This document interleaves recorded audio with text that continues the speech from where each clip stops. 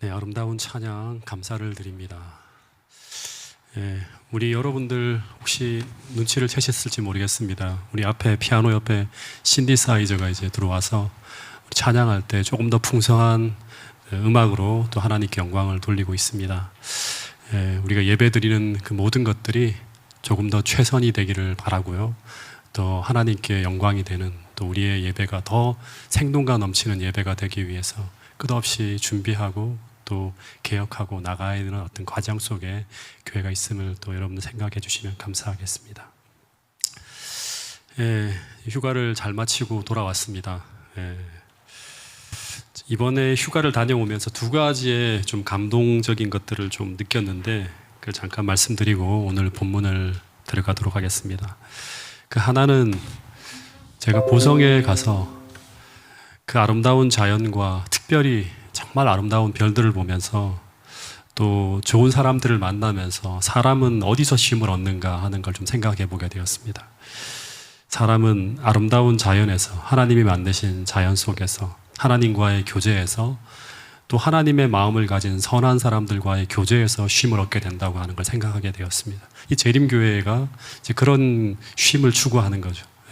하나님이 만드신 천연계를 바라보고 또 하나님과의 교제에서 또 선한 사람들과의 교제에서 그 하나님 마음을 가진 그런 사람들을 만나고 교제할 때 우리는 참된 안식을 누린다고 하는 것입니다. 또 하나는 제가 영주 남북교회를 가서 이제 주말 부흥회를 했는데 저는 거기서 이 마지막 시대의 교회는 어떤 모습으로 재림 준비를 해야 되는가 하는 하나의 작은 모델 교회를 보고 온 듯한 그런 이제 느낌을 갖게 되었습니다.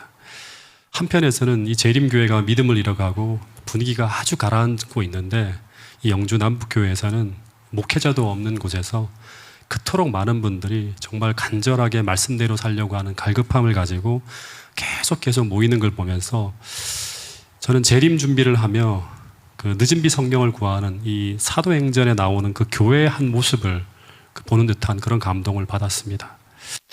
여러분, 우리 재림교회는 말씀 중심으로 말씀이 있는 곳에는 정말 갈급한 마음을 가지고 모이고 말씀을 사모하고 말씀대로 살기를 갈급한 사람들이 모여서 주의 재림을 준비하게 된다고 하는 사실을 우리가 다시 한번 기억했으면 좋겠습니다.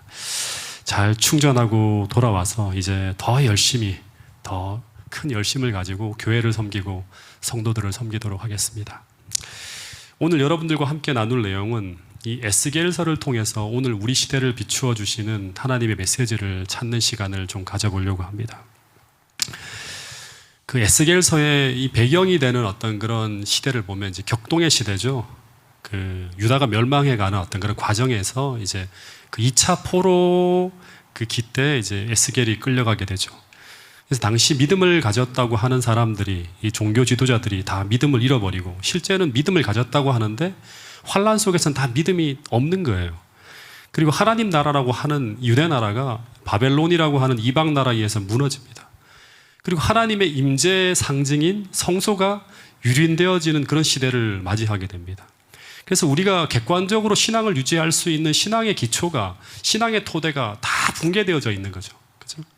그러면서 수많은 사람들이 하나님이 진짜 계신 게 맞아? 이 하나님의 실존마저도 의심할 수 있는 그런 대환란의 시기에 이 에스겔이라고 하는 사람이 살아갔다고 하는 거예요.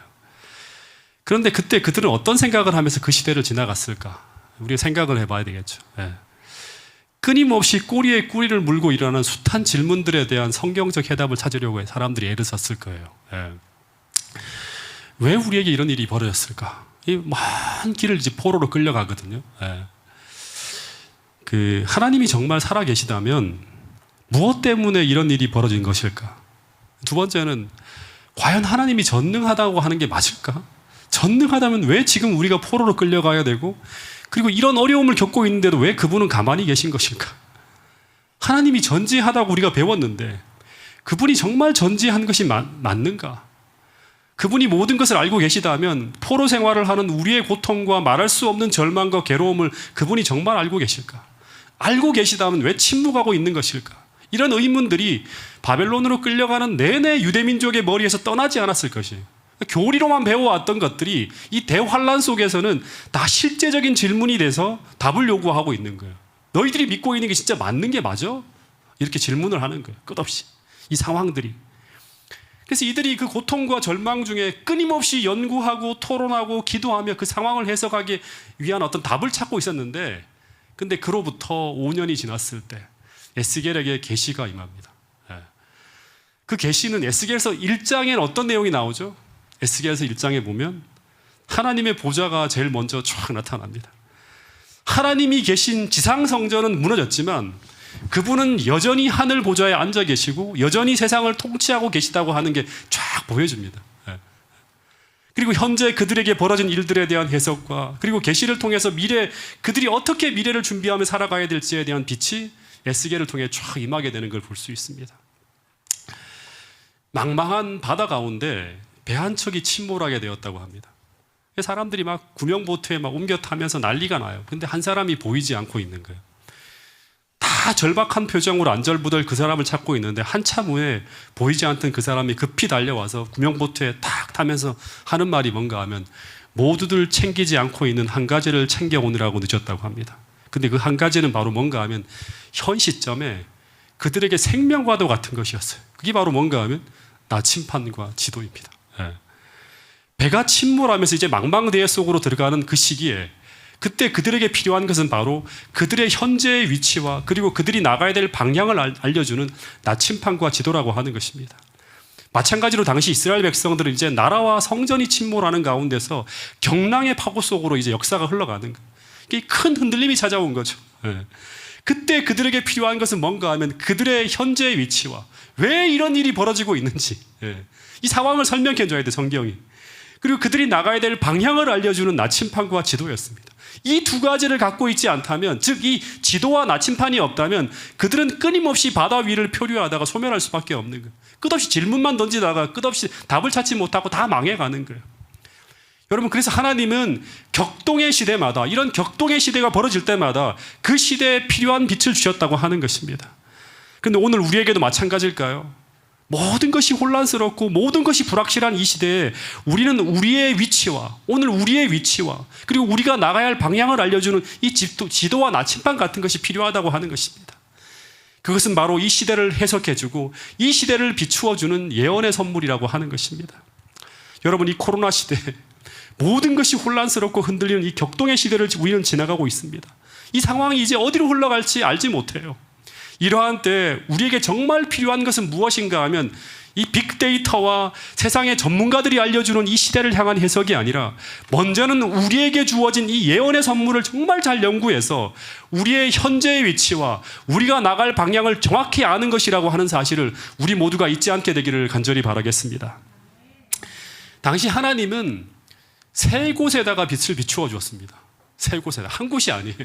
에스겔만이 아니에요.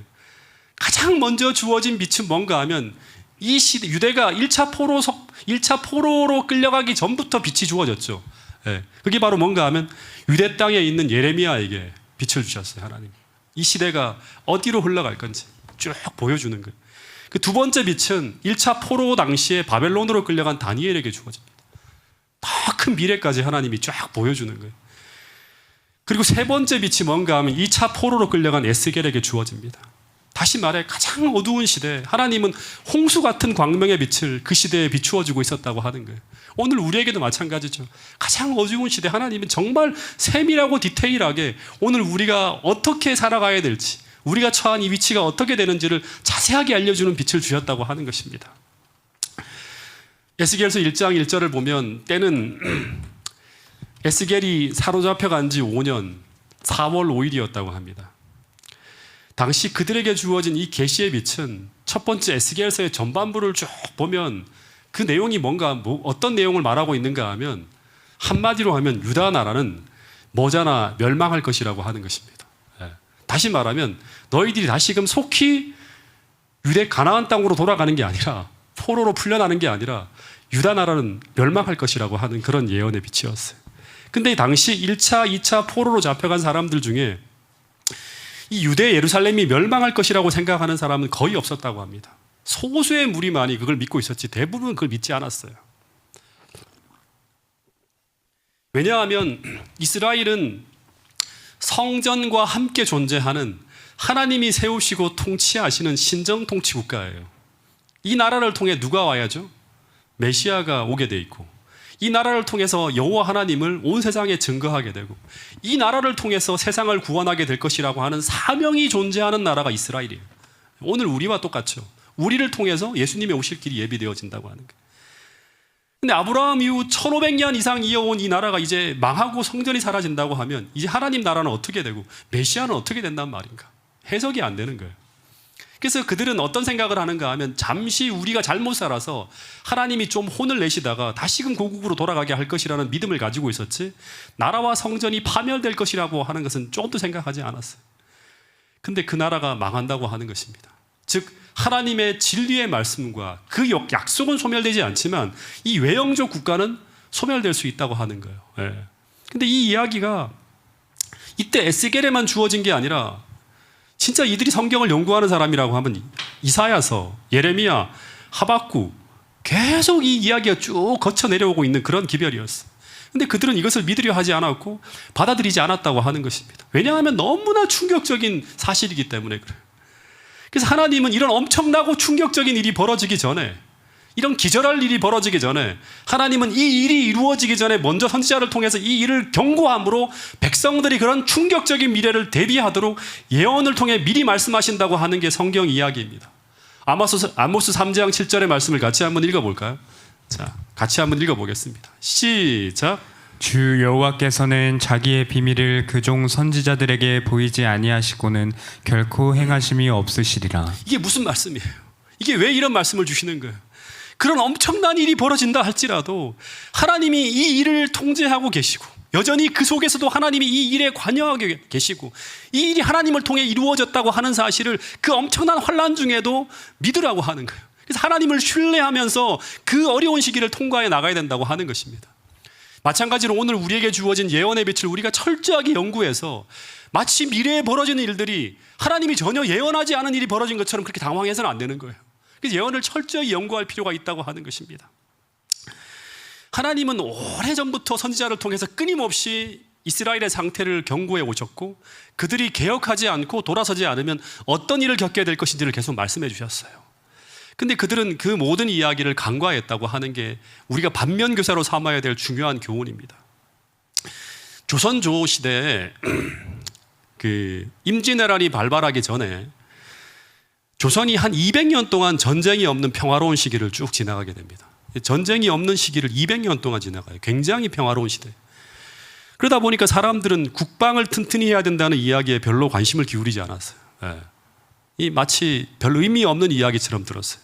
근데 율곡 2기가 1583년이에요. 임진왜란이 벌어지기 한 10년 전에 당시 율곡 2기는 국방을 책임지고 있었던 병조판서였어요. 당시 왕이었던 선조를 찾아가서 나라가 오랫동안 태평하다 보니까 군대와 식량이 모두 준비되어 있지 않다고, 지금대로라면 큰 적이 침범해 들어올 때 어떤 지혜로도 당해낼 수 없을 것입니다라고 이야기를 해요. 그러면서 평화로울 때라 하더라도 국가는 항상 전쟁을 준비해 두어야 된다고 주장을 하면서 10만 군사를 길러서 외적을 대비하자고 하는 구체적인 방안을까지 쭉 제시합니다. 서울에는 2만, 그리고 각 도에 1만씩 해서 10만의 병사를 준비해야 된다고 하는 얘기를 합니다. 근데 이 평화로운 때 국방에 그렇게 많은 비용을 들여야 하는지 사람들은 이해하지 못하였다고 합니다. 그러면서 당시에 도승지의 벼슬에 있었던, 우리가 잘 알고 있던 이 서해 유성룡이라고 하는 사람이 율곡 2기와 반대당이었어요. 그래서 끝까지 반대를 해서 결국 이 일이 무산되어집니다. 여러분, 신앙이라고 하는 것도 마찬가지입니다. 모든 것이 안정적으로 보이고 평화로울 때는 사람들에게 아무리 믿음을 강조하고 신앙의 필요성을 강조해도 그 이야기가 별로 주목을 끌지 못합니다. 다시 말해서 하나님이 별로 필요 없는 것처럼 보이는 시대에는 신앙이니 믿음이니 구원이니 하나님의 은혜니 하는 것들은 우리에게 절실하게 다가오지 않는 거예요. 그러나 이제 신앙만 붙들어야 되는 그런 큰 흔들림의 시기가 찾아올 때는 전혀 달라진다고 하는 것입니다.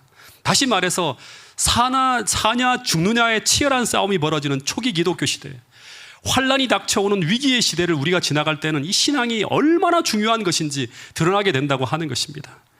마찬가지로 이제 일본에서 전운이 감돌기 시작하고 이 토요토미 히데요시라고 하는 사람이 120년 만에 전국을 통일하고 그 여세를 몰아서 이제 한반도로 막 쳐들어오려고 할 때, 이제 전쟁이 확실해지기 시작할 때, 그때 서둘러서 조정에서는 성벽을 쌓고 전쟁을 대비하려고 막 합니다. 근데 이때는 이미 너무나 늦은 거예요. 너무나 늦은 거예요. 예. 그래서 평화로울 때 아무리 이야기해도 피부로 느껴지지 않던 것들, 다시 말해서 그들이 얼마나 허술한 토대 위에 나라를 세우고 있었는지, 그리고 그 평소에 전쟁을 대비하는 일이 얼마나 중요한 일인지를 그들은 당시 임진왜란이라고 하는 7년간의 전란을 통해서 배우게 된다고 하는 것입니다. 유성룡이라고 하는 사람이 나중에 징비록을 쓰잖아요. 전부 다 뭐냐면 전란이 끝나고 난 후에 쓰여지는 책이에요. 그때를 반면교사하면서 쓰였던 책이 바로 그 책이에요. 그리고 전후에 오군영이라든가 상비군인이 하는 것들이 만들어집니다. 재승방약 체계가 얼마나 허술한 것인지, 아무런 군대가 없이 그냥 전쟁을 맞이하는 걸 보면서 다시금 모든 것들을 다 세우는 거예요. 여러분, 오늘 우리가 지나가는 이 평화로울 때는 영원히 지속되지 않는다고 하는 사실을 기억할 수 있게 되기를 간절히 바랍니다. 여러분, 계시록 7장에 보면 분명히 내 천사의 바람이 놓여지며 이 평화의 시대가 끝나는 날이 반드시 올 것이라고 성경은 예언하고 있습니다. 그래서 그 전란을 대비하라고 하는 것이 성경의 이야기예요. 여러분, 오늘 우리는 선지자들이 주신 말씀에 귀를 기울여야 합니다. 다시 말해서 다가올 미래를 대비해서 오늘 이 평화로울 때 우리가 무엇을 배우고 무엇을 준비해야 되는지, 무엇을 삶에 익히고 어떤 믿음으로 오늘을 준비하며 인생을 훈련하며 살아야 하는지를 수많은 경고의 말씀과 책망의 말씀과 경고의 말씀들이 무수히 쏟아지고 있지만, 만일 우리가 다른 일에 정신이 팔려서 그 하나도 주의 깊게 듣지 못하고 모두 지나치고 있다면 우리는 전란의 쓰라린 경험 속에서 모든 것을 배우게 된다고 하는 것이 역사를 통해서 우리에게 가르쳐주는 중요한 교훈이라고 하는 사실입니다. 여러분, 오늘 이 은혜의 시기에 우리가 반드시 놓치지 말아야 할 믿음의 교훈들이 있다면 꼭 지금 우리 삶에 담아서 미래를 안전하게 대비할 수 있는 저와 여러분들이 될 수 있기를 간절히 바라겠습니다. 에스겔 8장부터 11장의 이야기를 보면 하나님은 왜 유대 나라를 뒤집어 엎어야 되는지, 왜 성소가 파괴되고 나라가 망하고 그들이 바벨론에 끌려가야 되는지에 대한 이야기가 흘러나와요. 해석이 나오는 거예요. 그들이 고민하고 있던 답을 이제 하나님이 하나하나 주시는 거예요. 여러분, 에스겔 8장에 보면 당시 멸망 직전 예루살렘 성전의 내부를 하나님이 쫙 보여줍니다. 일반 평신도들은 잘 보지 못했던 그런 것들을 쫙 보여주는 거예요. 근데 그 내부는 전부 우상으로 점령되어져 있었다고 하는 것입니다. 예. 당시 예루살렘의 북향문, 성전 북문 다 이렇게 보여줘요. 그리고 안뜰까지 전부 우상으로 뒤덮여져서 모든 것이 우상 숭배로 뒤덮여 있었어요. 예. 그러니까 이 계시는 무엇을 이야기하고 있는가 하면, 이스라엘이라고 하는 나라가 무력하게 바벨론에 패배하고 포로로 붙잡혀가는 이런 무력한 모습이 나타나고 있는 이유가 무엇이다? 그들이 가지고 있는 국력과 국방력의 문제가 아니라 그들의 신앙의 문제라고 하는 거예요. 즉 하나님과의 관계의 근원이 있었다고 하는 것을 보여주는 것이 바로 에스겔 8장부터 11장까지의 모습이었습니다. 다시 말해서 바벨론이 쳐들어왔는데 왜 신명기 28장의 약속이 실행되지 않았는지, 왜 적들이 한 길로 쳐들어왔다가 7길로 달아나는 일이 벌어지지 않는지, 왜 히스기야 때 벌어졌던 사네립의 18만 대군이 왜 그들이 기도하고 있는데 한순간에 소멸되어지는 것 같은 일이 지금은 벌어지지 않았는지, 그 이유를 설명하고 해석하지 주는 게 바로 에스겔 8장부터 11장까지의 이야기라고 하는 거예요. 하나님이 안 계셔서 그런 일이 벌어지는 것이 아니라, 하나님이 안 계시기 때문에, 하나님이 무능해서 벌어지지 않는 일이 아니라 그들의 신앙이 완전히 무너졌기 때문이라고 하는 것입니다. 그들이 계속 하나님을 향해 부르짖고 나라를 구하기 위해 뭔가 분향하고 제물을 드리면서 뭔가 열심히 행하고 있었지만, 그런데 성전의 은밀한 방에서는 온갖 음란한 일들이 벌어지고 있었다고 하는 게 이 에스겔 8장부터 11장까지 이야기예요. 하나님은 계시 속에서 평소에 보이지 않던 이 성전 담벼락 있잖아요. 그 칸칸이 있는 담벼락을 다 허물어요. 그 보이지 않는 공간의 모습을 하나하나 그들에게 다 공개합니다. 근데 그곳에서 어떤 일이 벌어지는가 하면 온갖 가증한 짐승의 우상을 숭배하는 모습이 나와요. 단무스의 신들을 향해서 애곡하는 여인들의 모습이 나와요. 그리고 심지어 제사장들이 태양신을 향해서 분향하는 가증한 모습이 보여지고 있어요. 그 태양신을 향해서 빌면서 뭔가 하나님의 다른 신을 통한 축복을 빌고 있는 거예요. 그래서 하나님은 모든 이스라엘 백성들에게 그 장면을 공개하시면서 그들이 왜 하나님이 계시는데 그 나라가 무력하게 망해야 되는지, 왜 히스기야 때 나타났던 그 영광스러운 하나님의 역사가 오늘 그들에게 나타나지 않았는지, 왜 성전이 유린되어져야 하고 왜 파괴되어져야 하는지 그 이유를 쫙 설명하시는 거예요. 여러분, 그래서 에스겔 8장 6절에 하나님은 이런 말씀을 하시는 거예요. 같이 한번 읽어보겠습니다. 에스겔 8장 6절 읽어보겠습니다. 시작. 그가 또 내게 이르시되 인자야, 이스라엘 족속이 행하는 일을 보느냐? 그들이 여기에서 크게 가증한 일을 행하여 나로 내 성소를 멀리 떠나게 하느니라.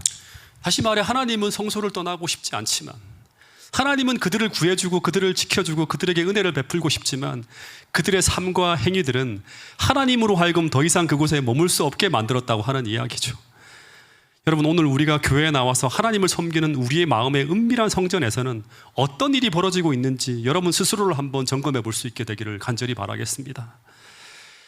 그래서 이 약으로도 안 되고 매로도 안 되고 이 개혁이 도저히 불가능한 유다 나라는 이제 완전히 무너진 후에 다시 세워야 되는 거예요. 다시 말해서 대수술을 위해서 하나님이 수술대 위에 올리는 작업을 진행하는 거예요.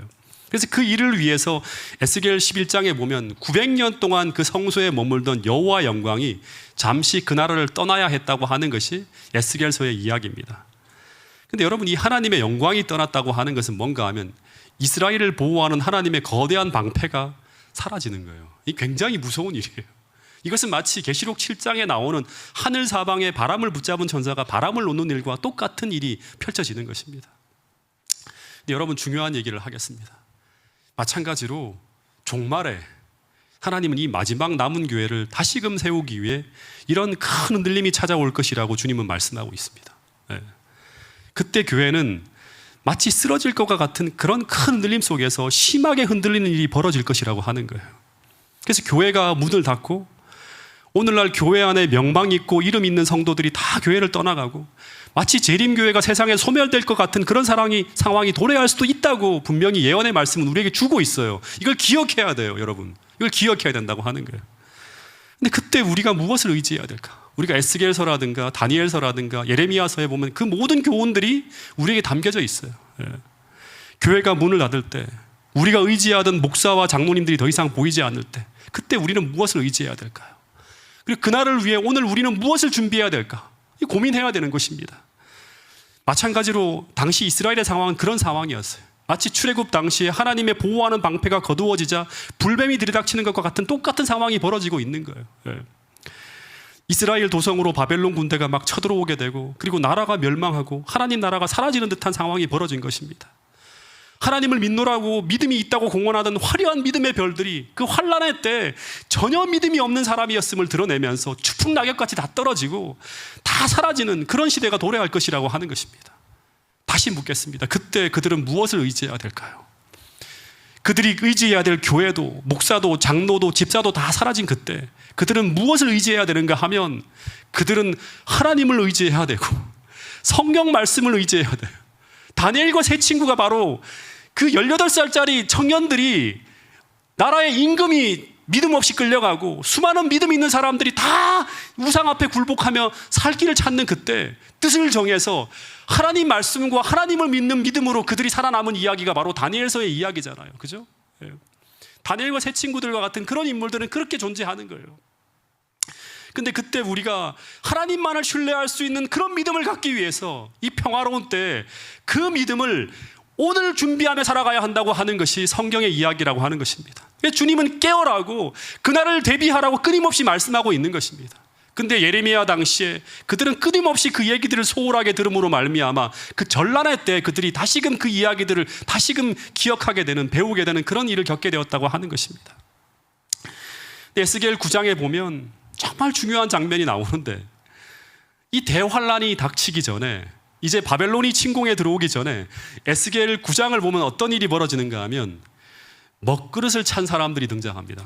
먹그릇을 찬 사람들이. 이 먹그릇을 찬 사람들은 뭔가 하면 천사들인데요.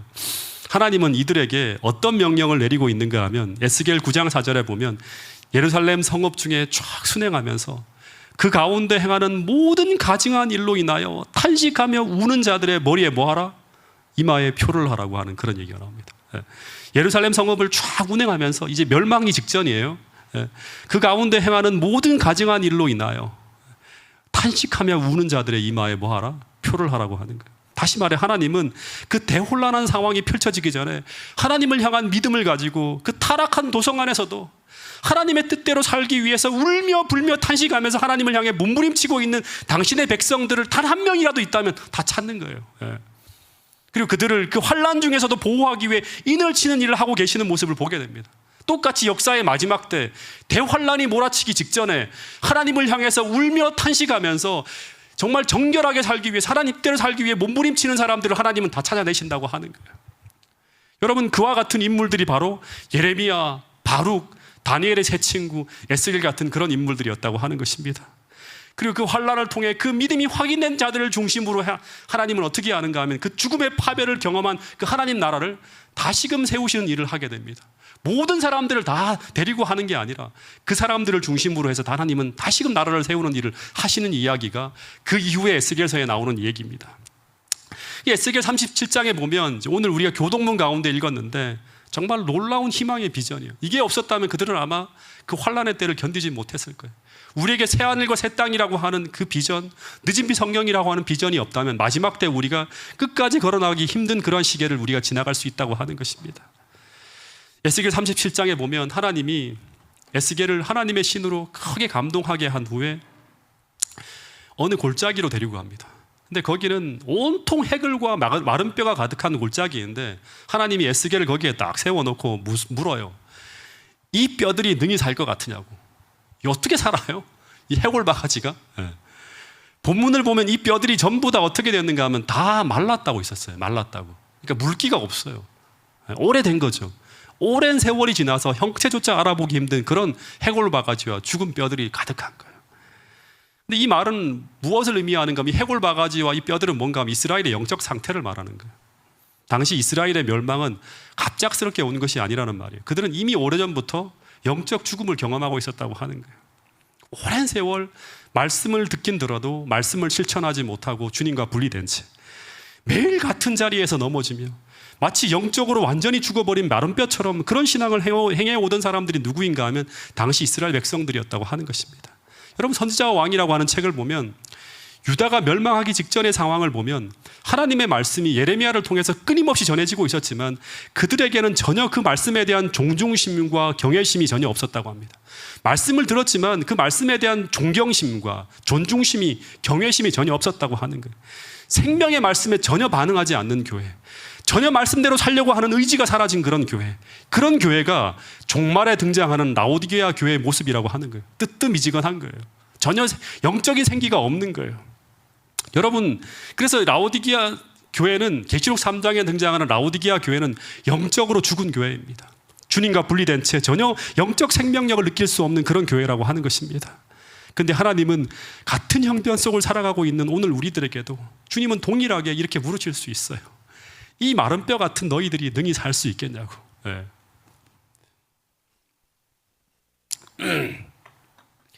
제가 오래전에 이제 그 수술 후에 여러 차례 항암을 받으신 후에 정말 말할 수 없을 정도로 힘든 시간을 지나가고 계신 한 집사님을 방문한 적이 있습니다. 근데 그분이 자꾸만 모든 것을 포기하려고 하는 듯한 말씀을 계속 하시는 거예요. 왜냐하면 스스로를 바라보면 더 이상 희망이 없는 것처럼 보이는 것입니다. 몸의 모든 기능들이 자꾸 쇠약해져만 가고 기운이 없고 앉아있기도 힘드시고 걷기도 힘드신 그런 상황이었어요. 그때 제가 이 집사님에게 무엇을 읽어드렸는가 하면 이사야서를 쭉 읽어드렸어요. 여러분, 이사야서 49장에 보면 미래 이스라엘이 겪게 되는 형편이 소개되고 있는데 그 형편은 마치 하나님이 자신들을 버린 것 같은 모습을 쭉 소개하고 있어요. 그래서 그런 형편을 겪게 되면서 그들이 뭐라고 하는가, 하나님 당신은 이제 우리를 버리셨군요 하면서 모든 것을 포기하며 절망하려고 합니다. 근데 하나님이 그렇지 않다고 하는 거예요. 그래서 무슨 말씀을 하는가 하면 여인이 절대로 자기 자식을 버리지 못하는 것처럼 나도 절대 너희를 버리지 않을 것이라고. 다시 말해서 나라가 망하고 심지어 성전이 무너지고 너희들은 포로가 된 채 멀리 바벨론으로 끌려간다 할지라도 여인이 어찌 자기 태에서 난 자식을 이길 수 있겠는가 하면서 절규하듯이 그 상황 속에서도 믿음을 버리지 말 것을 호소하고 있는 내용이 바로 뭔가 하면 이사야 49장에 나오는 이야기예요. 다시 말해서 너의 모습이 완전히 죽어버린 마른 뼈 같을지라도, 너희가 보기에 모든 것이 끝난 것처럼 보일지라도 내가 너를 반드시 다시 돌아오게 할 것이라고 말씀하고 있는 내용이 바로 이사야서와 예레미야와 에스겔서를 통해서 계속 반복적으로 다른 빛을 통해서 끝없이 말씀하시는 하나님의 계시의 말씀이었다고 하는 것입니다. 그래서 이사야 49장 15절에 보면 이런 말씀이 있는 것입니다. 같이 한번 읽어보겠습니다. 이사야 49장 14절부터 16절까지 있는 말씀입니다. 시작. 오직 시온이 이르기를 여호와께서 나를 버리시며 주께서 나를 잊으셨다 하였거니와 여인이 어찌 그 젖먹는 자식을 잊겠으며 자기 태에서 난 아들을 긍휼히 여기지 않겠느냐. 그들이 혹시 잊을지라도 나는 너를 잊지 아니할 것이라. 내가 너를 내 손바닥에 새겼고 너의 성벽이 항상 내 앞에 있나니. 여기 보니까 시온이라고 하나님 백성들이죠. 하나님이 우리를 버리시며 주님께서 우리를 잊으셨다, 우리의 죄악으로 말미암아 우리를 버렸다고 하는 거예요. 그때 하나님이 뭐라고 하는가 하면, 너희들에겐 그렇게 보일지 모르지만 여인이 어찌 그 젖먹는 자식을 잊겠으며 자기 태에서 난 아들을 긍휼히 여기지 않겠느냐. 그들은 혹시 잊을지라도 나는 너희를 잊지 아니할 것이라고 하는 거예요. 나는 너를 내 손바닥에 새겼고 너의 생벽이 항상 내 앞에 있다고 하는 그런 이야기가 에스겔서를 통해서 펼쳐지고 있는 것입니다. 근데 이런 말씀들을 이스라엘 백성들이 펴놓고 읽어도, 이걸 들어도 지금 상황을 보면 어떻게 다시 고국으로 돌아갈 것인가 하는 의문이 생기는 거예요. 왜냐하면 현재 그들은 바벨론의 포로 생활을 하고 있을 뿐 아니라 그들을 도와줄 어느 누구도 없는 형편을 그들은 보고 있기 때문이에요. 다시 말해서 모든 상황은 바벨론에 의해서 완전히 장악되어진 상황이기 때문입니다. 그래서 이사야서를 보면 이사야 40장에 어떤 말이 나오죠? 하나님이 하늘을 보라고 하는 거예요. 너희는 눈을 높이 들어 누가 이 모든 것을 창조하였나 보라고. 다시 말해서 이 말씀을 하시는 분이 누구인가 하는 거예요. 오늘 우리에게 계시의 말씀을 주시는 분이 누구의 말씀인가 하는 거예요. 엘렌 화이트의 글인가? 하나님이 주신 말씀인가 하는 거예요. 성경의 말씀이 누구의 글인가 하는 것입니다. 바로 하나님, 이 말씀을 하시는 분은 창조주 하나님이라고 하는 것입니다. 그래서 너가 그 어떤 상황 속에 직면하고 있든지, 너가 여호와를 앙망하는 믿음을 가지고 있다면, 너가 그분의 약속의 말씀을 믿을 수 있다면 너는 반드시 하늘로부터 오는 새 힘을 얻게 되고, 마치 비바람과 폭풍우를 뚫고 독수리가 날개치듯 올라가는 것처럼 현재와 다른 놀라운 구원의 역사를 반드시 경험하게 될 것이라고 이야기하고 있는 것입니다. 그래서 그들은 포로 석방령을 통해 다시금 돌아가는 놀라운 역사를 경험하게 돼요. 여러분, 하나님은 말씀하시기를 나는 이 고난을 통해서 너를 주저앉게 하고 완전히 절망 속으로 빠뜨리는 것이 아니라 이 고난을 통해 흘러나오는 그 맑은 물로 너를 씻어서 그 우상에서 깨끗하게 하시고, 그리고 너의 굳은 마음을 제하고 새 마음을 주면서, 그리고 내 영을 너희 위에 두어서 그들로 율례를 행하게 하는 다시금 새로운 백성을 만들어 줄 것이라고 하는 것이 바로 뭔가 하면 에스겔서를 통해서 들려주시는 희망의 기별이라고 하는 것입니다. 여러분, 이 하늘의 생명력을 얻는 그런 사람들은 다시금 거듭나게 되고, 그리고 새 생명 가운데 행하는 사람이 되게 될 것이라고 하는 것입니다. 여러분, 그래서 오늘 혹시라도 고난 속을 지나가는 분들이 혹 이 가운데 계시다면, 혹은 신앙의 답답함 속에 변하지 않는 나의 모습으로 고민하는 분이 혹시 계시다면, 오늘 현재의 절망적인 나를 보지 마시고 세상을 창조하신 창조주 하나님께서 말씀하시는 이 약속의 말씀을 꼭 바라볼 수 있게 되기를 간절히 바라겠습니다. 더하여서 우리를 사랑하사 생명을 버리기까지 우리를 사랑하시는 예수 그리스도께서 말씀하시는 그 약속의 말씀을 바라보시며 힘과 용기를 얻게 되기를 간절히 바라겠습니다. 제가 이 말씀을 보면서 또 하나 생각한 게 뭔가 하면, 거의 비슷한 케이스가 신약 성경에 등장합니다. 요한복음 5장에 보면 이 실로암 목가에서 38년 동안 중풍병자로 누워있는 희망 없는 한 사람이 등장합니다. 근데 이 사람은 정말 희망을 발견할 수 없는 절망적 처지에서 이제 마지막을 기다리고 있었어요. 그러니까 마른 뼈 같은 그런 사람이죠. 스스로는 도저히 살 수 없는 그런 희망을 가진 사람이에요. 근데 이런 사람에게 주님은 다가오십니다. 그리고 이 마른 뼈가 능히 살 수 있겠냐고 물으세요. 했더니 이 사람이 뭐라고 하는가 하면 불가능하다고 합니다. 평생 동안 이렇게 누워있었는데 어떻게 일어날 수 있냐고 하는 거예요. 근데 주님이 뭐라고 말씀하시는가 하면, 사람이 보기에는 불가능하지만 내 말이 너에게 들어가고, 그리고 너가 이 말씀을 믿고 그 말씀을 따라 움직이려 한다면 하늘의 생기가 부어지게 되고, 그러면 너는 다시금 일어날 수 있는 새로운 생명을 얻게 될 것이라고 말씀하고 있어요. 이게 뭔가 하면 모든 성경을 통해서 일관되게 말씀해 주시는 하나님의 패턴이에요. 하나님 말씀이 너에게 들어가고, 그리고 너가 그 말씀을 믿고 그 말씀을 따라 움직이려 한다면 하늘의 생기가 부어지게 되고, 그러면 너는 다시금 일어설 수 있게 된다고 하는 거예요. 근데 이것이 바로 그 현장에서 이루어져요. 그거 일어나서 그 38년 동안 못하던 것들을 다시금 해서 일어나는 모습이 성경에 통해 보면 펼쳐지는 걸 볼 수 있습니다. 근데 이 똑같은 모습이 에스겔 37장의 장면 속에 펼쳐집니다. 예수님께서 에스겔에게 먼저 이 마른 뼈가 능히 살 수 있겠느냐고 물으신 후에 주님은 이 마른 뼈들을 향해서 어떻게 하라? 하나님을 대신해서 대언하라고 합니다. 그래서 이 생명의 말씀을 대언하자, 이 말씀이 마른 뼈 안으로 들어가자 그 안에서 어떤 일이 벌어집니까? 움직이기 시작합니다. 동요가 일어납니다. 덜그럭거리면서 마른 뼈들이 막 모여듭니다. 그 다음 두 번째는 생기를 구하게 해요. 생기를 구하자, 생기가 불어닥쳐오자 그 마른 뼈 같은 존재들이 다시 일어나게 되는데, 그냥 살아나는 정도가 아니라 어떻게 된다고 하는가 하면 극히 큰 군대처럼 움직이는 장면을 보게 돼요. 군대가 됩니다. 군대가. 다시 말하면 생존하는 정도로 그치는 것이 아니라 군대가 되는 거예요. 다시 말해 이스라엘 역사 속에서, 이스라엘 나라라는 역사 속에서 한 번도 나타난 적이 없는 놀라운 역사가 펼쳐지는 것을 보게 됩니다.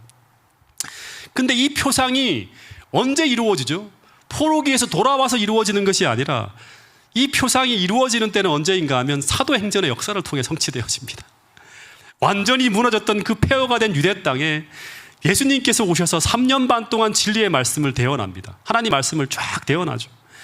근데 이 생명의 말씀을 받아들인 그 마른 뼈 같은 뼈들이 덜그럭 다시 하나로 모여들어서 교회가 탄생하게 됩니다. 그리고 그 다음 예수님이 승천하신 후에 그 오순절 하늘의 생기가 교회 안에 불어닥칠 때 그 말씀을 받은 성도 하나하나가 뭐로 변하죠? 하나님의 군대로 변화되어지는 역사가 펼쳐지는 것입니다. 근데 그 하늘 군대는 세상에 맞서서 넘어지는 것이 아니라 이기고 정복하는, 본문에 나온 것처럼 극히 강한 군대가 되어지는 것을 볼 수 있습니다. 여러분, 종말을 살아가는 오늘 우리도 이 두 가지의 과정을 통해서 하나님은 우리를 회복시킨다고 하는 겁니다. 우리는 겨우 생존하는 정도가 아니라, 겨우 신앙하는 사람들이 아니라 하나님의 군대가 되어서 세상을 정복하고 새 천사의 기별을 온 세상에 선포하면서 주님의 오실 길을 예비하는 사람들로 변화되어질 것이라고 하는 또 한 번의 예언이 오늘 우리를 통해 성취되어질 것이라고 성경은 이야기하고 있습니다. 여러분, 이제 눈을 감고 오늘 주신 말씀을 생각하면서 기도하는 시간을 갖도록 하겠습니다. 여러분, 오늘 현재를 살아가고 있는 우리들의 형편은 어떻게 보면 라오디게아 교회처럼 하늘의 생기를 잃어버린 마른 뼈 같은 사람들이 오늘 우리들이 아닌지 모르겠습니다. 마치 실로암 목가에서 절망하고 있는 존재들이 바로 이 마지막 시대 그리스도인이라고 하는 수많은 신앙인들이 아닐까 하는 생각을 해보게 됩니다. 근데 하나님은 그런 피투성이 같은 존재일지라도, 마치 죽음 같은 그런 존재일지라도 희망을 버리지 말라고 말씀하고 있습니다.